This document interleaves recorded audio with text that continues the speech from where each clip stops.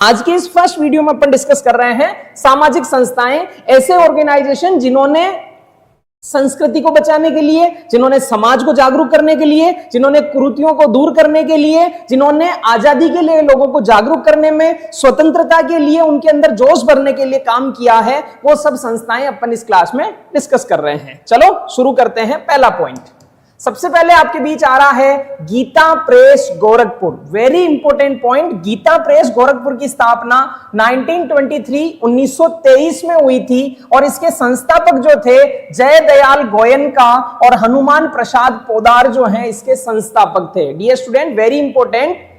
Gita press Gorakhpur 1923, संस्थापक जय दयाल गोयनका और हनुमान प्रसाद पोदार। हनुमान प्रसाद पोदार जो हैं उनकी एक प्रसिद्ध मैगजीन हुई है, काफी पॉपुलर ये मैगजीन रही है, उसका नाम है कल्याण। याद रखें 1923 में ये बनी तो सर 2023 में हो जाएंगे इसके 100 ईयर कंप्लीट। बिल्कुल, स्थापना के 100 साल पूरे होने पर 2023 में इस संस्था को गांधी शांति पुरस्कार से सम्मानित किया गया।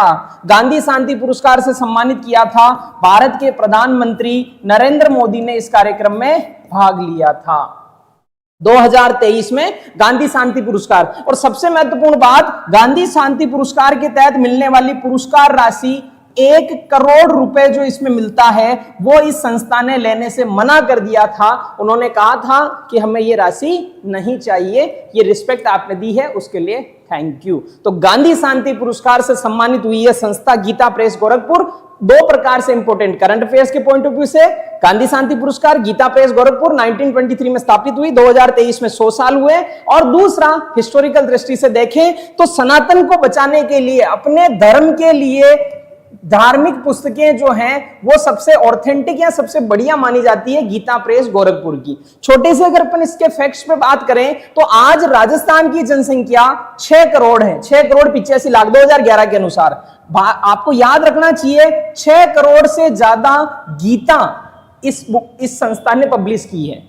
6 करोड़ से ज्यादा रामचरितमानस इस संस्था ने पब्लिश किए हैं, प्रकाशित किए हैं। तो गीता, रामचरितमानस, शिव पुराण, गरुड़ पुराण, विष्णु पुराण या जितने भी धार्मिक ग्रंथ हैं उन धार्मिक ग्रंथों का प्रकाशन नो प्रॉफिट नो लॉस के उद्देश्य के साथ करने वाली संस्था है गीता प्रेस गोरखपुर। 1923 में जय दयाल गोयनका और हनुमान प्रसाद पोदार द्वारा स्थापित की गई। आज भी इस संस्था का उद्देश्य नो प्रॉफिट नो लॉस, और ये उत्तर प्रदेश के गोरखपुर स्थान पर है, इसीलिए इसका नाम हो गया गीता प्रेस गोरखपुर। गोरखपुर यूपी में ये स्थापित है। ओके सर, पहली संस्था। चलो आगे। जीवन कुटीर नाम से 1929 में टोंक में एक संस्था स्थापित हुई थी। यहां याद रखें जीवन कुटीर समाज सेवी संस्था थी जिसके संस्थापक हीरालाल शास्त्री थे। और जीवन कुटीर का उद्देश्य 4 इसके सिद्धांत थे: सत्य, शांति, न्याय और सत्कार्य सिद्धि। यहां थोड़ा सा बच्चों को कंफ्यूजन हो जाता है, इसीलिए मैंने दोनों संस्थाओं को एक साथ लिखा है। जीवन कुटीर भी कहां है? टोंक में। शिक्षा कुटीर या जिसे शांति कुटीर भी कहते हैं वो भी कहां है? टोंक में। इससे संबंधित है हीरालाल शास्त्री और इसमें भी मार्गदर्शक की भूमिका में थे और इसके भी एक तरीके से स्थापना करने में थे हीरालाल शास्त्री। तो दोनों में कंफ्यूजन नहीं होना है। जीवन कुटीर एक समाज सेवी संस्था थी जो 1929 में हीरालाल शास्त्री ने स्थापित की थी लोगों को स्वावलंबी बनाने के लिए। और दूसरा शिक्षा कुटीर एक संस्था है जो 1935 में स्थापित हुई टोंक में। और जो शिक्षा कुटीर है उसको वर्तमान में वनस्थली विद्यापीठ कहते हैं। ये निवाई टोंक में है। वनस्थली विद्यापीठ का ही पुराना नाम क्या है? शिक्षा कुटीर। स्थापित कब हुई? 1935। जबकि जीवन कुटीर की स्थापना कब हुई? 1929। जीवन कुटीर की स्थापना किसने की? हीरालाल शास्त्री ने। और शिक्षा कुटीर किसके याद में? हीरालाल शास्त्री की पुत्री शांताबाई की असमय पे आकस्मिक निधन इनका हो गया था, असामयिक निधन इनका हो गया था, इनकी याद में यह स्थापित की गई थी। सर शिक्षा कुटीर का उद्देश्य क्या था? बालिका शिक्षा को बढ़ावा देने के उद्देश्य से, बालिका शिक्षा को बढ़ावा देने के उद्देश्य से शिक्षा कुटीर की स्थापना की थी। और इसकी स्थापना में महत्वपूर्ण भूमिका या इसका संचालन जिन्होंने किया था वो थे श्रीमती रतन शास्त्री, हीरालाल शास्त्री जी की ये धर्मपत्नी थी। और प्रकाश चंद गोयल नाम के व्यक्ति ने भी महत्वपूर्ण भूमिका निभाई थी शिक्षा कुटीर के संचालन में। और शिक्षा कुटीर के मार्गदर्शक थे हीरालाल शास्त्री। तो दोनों को क्लियर करो, जीवन कुटीर 1929, शिक्षा कुटीर 1935। देखो डियर स्टूडेंट, यहां कंफ्यूजन किस प्रकार होता है, मैं आरएस का एक एग्जांपल दूंगा। 2016 के आरएस में क्वेश्चन था कि राजसी वर्ग के लिए, राजा महाराजाओं के लिए अलग से पृथक शिक्षा व्यवस्था की आवश्यकता, अलग से शिक्षा की आवश्यकता किसने महसूस की। 2016 के आरएस में क्वेश्चन मिलेगा, राजसी वर्ग के लिए पृथक शिक्षा की आवश्यकता सर्वप्रथम किसने महसूस की। मोस्ट ऑफ स्टूडेंट ने आंसर लगाया कि सर राजा महाराजाओं के लिए शिक्षा की व्यवस्था जो की थी वो लॉर्ड मेयो ने की थी। तो मोस्ट ऑफ, इन्होंने कॉलेज बनाया था Mayo college. Mayo college Ajmer में है जो उस समय राजा महाराजाओं की शिक्षा का प्रमुख केंद्र था। तो मोस्ट ऑफ बच्चों ने आंसर क्या लगा दिया, मेयो, लॉर्ड मेयो ने। लेकिन ये गलत आंसर था। सर क्यों गलत था, क्योंकि सबसे पहले आवश्यकता कैप्टन वाल्टर ने महसूस की थी। तो छोटी छोटी बातें देखो, बहुत सारे कंफ्यूजन हो। इसी प्रकार खूब सारे बच्चे क्वेश्चन पूछेंगे शिक्षा कुटीर, वो आंसर दे देगा जीवन कुटीर। जीवन कुटीर पूछेंगे शिक्षा कुटीर, क्योंकि दोनों को एक ही मान लेते हैं, क्योंकि दोनों एक ही जगह हैं, एक ही व्यक्ति से संबंधित हैं। तो यहां थोड़ा आइडिया रखना है। जीवन कुटीर 1929 सामाजिक संस्था, शिक्षा कुटीर शांताबाई की याद में बालिका शिक्षा को बढ़ावा देने के लिए संस्था, वनस्थली विद्यापीठ टोंक में ये है, इसको ध्यान रखना है। अब सर बार बार नाम आया हीरालाल शास्त्री, तो हीरालाल शास्त्री जी के बारे में बातें कर लेते हैं। ये राजस्थान के पहले मनोनीत मुख्यमंत्री थे। राजस्थान के फर्स्ट मनोनीत मुख्यमंत्री कौन है, हीरालाल शास्त्री है। हीरालाल शास्त्री जी की रचनाएं हैं, इनका गीत है प्रलय प्रतीक्षा नमो नमः, और इनकी आत्मकथा है प्रत्यक्ष जीवन शास्त्र। बहुत इंपॉर्टेंट बातें ये सारी रहने वाली हैं। ये प्रलय प्रतीक्षा नमो नमः इनका गीत है, और ये इनकी ऑटोबायोग्राफी है, आत्मकथा है। राजस्थान के पहले मनोनीत मुख्यमंत्री कौन रहे हैं, हीरालाल शास्त्री। इनका गीत है प्रलय प्रतीक्षा नमो नमः, प्रत्यक्ष जीवन शास्त्र इनकी आत्मकथा है। हीरालाल शास्त्री को 30 मार्च 1949 को वृहद राजस्थान का प्रधानमंत्री बनाया गया था। एकीकरण के चौथे चरण में प्रधानमंत्री बने थे हीरालाल शास्त्री। बिल्कुल सर, बहुत बढ़िया, अच्छी जानकारी अपन ले रहे हैं।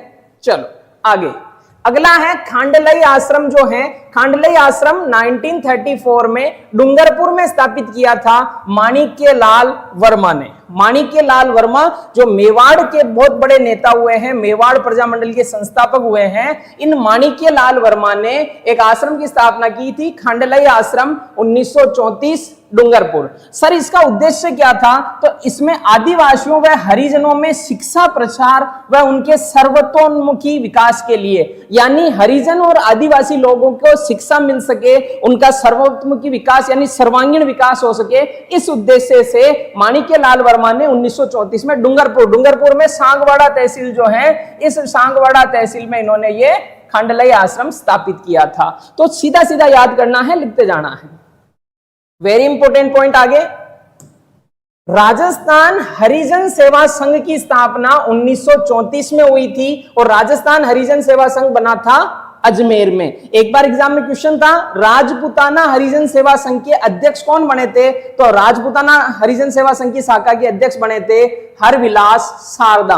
तो राजस्थान हरिजन सेवा संघ के अध्यक्ष कौन बने हैं, हरविलास शारदा। यहां से राजस्थान अगर हट जावे तो अखिल भारतीय हरिजन सेवा संघ की स्थापना 1932 में हुई थी। ये की थी घनश्याम दास बिड़ला, जिन्हें लोग प्यार से जीडी बाबू कहते थे, जीडी बाबू।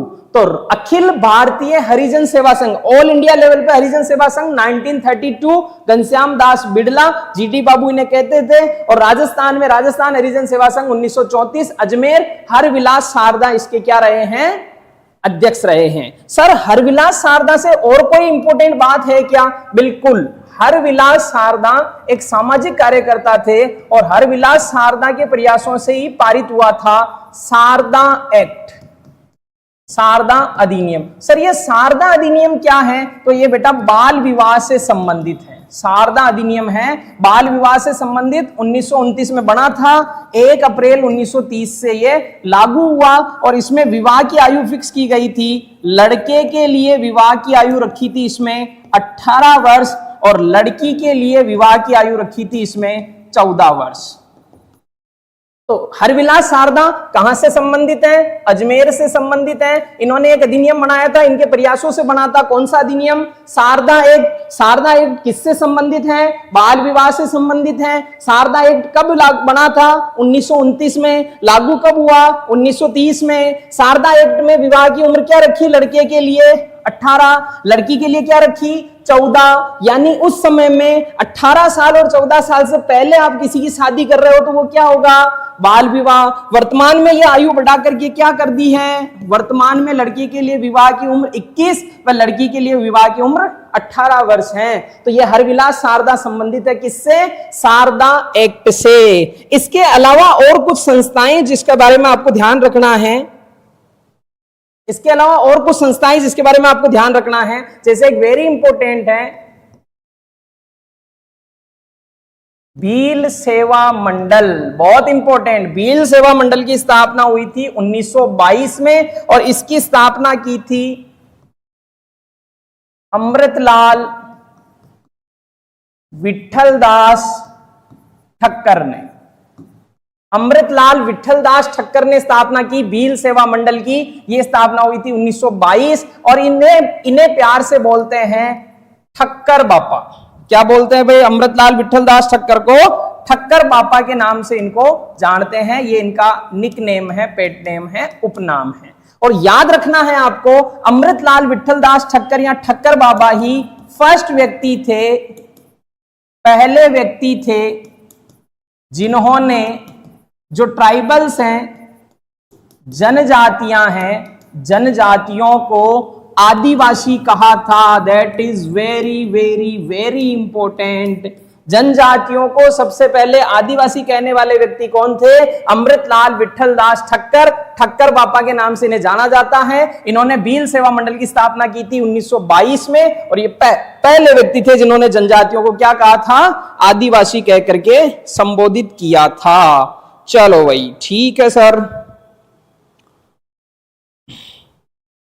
एक और संस्था के बारे में ध्यान रखना है आपको, राजस्थान चरखा संघ। राजस्थान चरखा संघ की स्थापना 1925 में अजमेर में हुई थी। ये की थी जमनालाल बजाज। जमनालाल बजाज जिनकी उपाधि थी राय बहादुर। जमनालाल बजाज जिन्हें कहते हैं गांधी जी का 5वां पुत्र।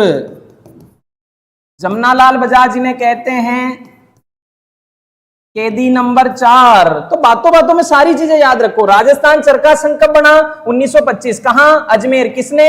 जमनालाल बजाज ने। जमनालाल बजाज की उपाधि कौन सी थी? राय बहादुर। जमनालाल बजाज को क्या कहते हैं? गांधी जी का 5वां पुत्र। और जमनालाल बजाज अपने आप को कहते थे कैदी नंबर 4 या गुलाम नंबर 4। इसके अलावा एक संस्था है जिसके लिए तो पूरा एक वीडियो बनेगा अलग से, लेकिन आज केवल नाम लिख देता हूं, संप सभा। संप सभा 1883 में स्थापित की थी गोविंद गिरी ने। इसके लिए तो पूरा एक वीडियो बनाएंगे अलग से, लेकिन थोड़ा सा याद आपको रखना है। तो कुछ सामाजिक संस्थाओं के बारे में देखा है, एक बार रिवाइज कर लेते हैं अपन फटाफट से।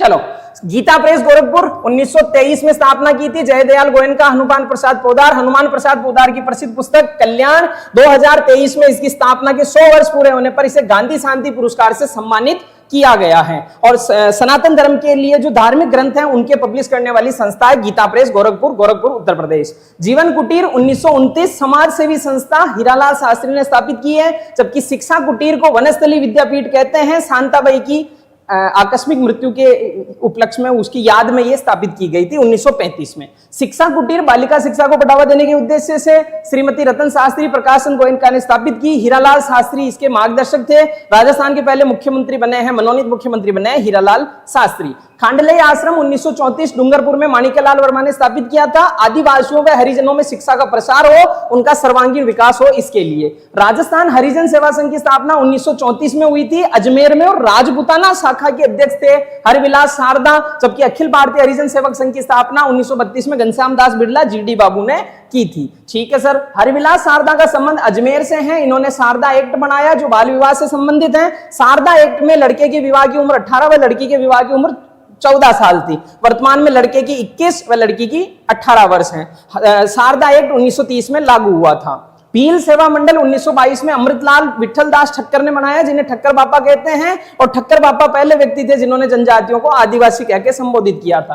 राजस्थान चरखा संघ 1925 में अजमेर में बना, जमनालाल बजाज ने बनाया। जमनालाल बजाज की उपाधि थी राय बहादुर। गांधी जी का 5वां पुत्र भी इन्हें कहते हैं। ये अपने आप को गुलाम नंबर 4 भी कहा करते थे। संप सभा की स्थापना 1883 में हुई थी, गोविंद गिरी ने की थी। इसकी डिटेल आने वाले वीडियो में देखेंगे। ये कुछ सामाजिक संस्थाएं थी जो आपको याद करनी है, नोट्स बनाने हैं। इससे आगे की चर्चाएं करेंगे अपन अगले वीडियो में। ओके, धन्यवाद। Have a nice day. Thank you.